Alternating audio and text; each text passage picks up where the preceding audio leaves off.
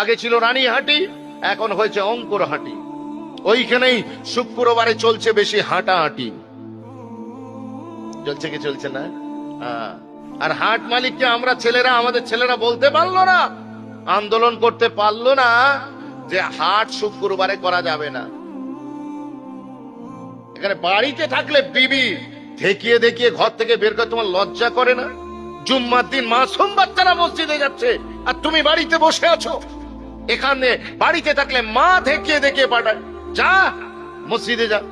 এত বড় দামড়া ছেলে, তুই নামাজ পড়িস না, জুম্মা পড়িস না? তো লজ্জা করে না? ভাত হবে না মসজিদে না গেলে, ধাক্কা দিয়ে পাঠায়। আর এখন সেই যুবক ছেলে একটা অস্ত্র পেয়ে গিয়েছে, একটা ইস্যু পেয়ে গিয়েছে, আমি হাটে যাচ্ছি জুম্মার দিন। এই হাটকে কেন্দ্র করে কত ছেলে জুম্মার নামাজকে কাজা করে দিচ্ছে, কথা বলে না।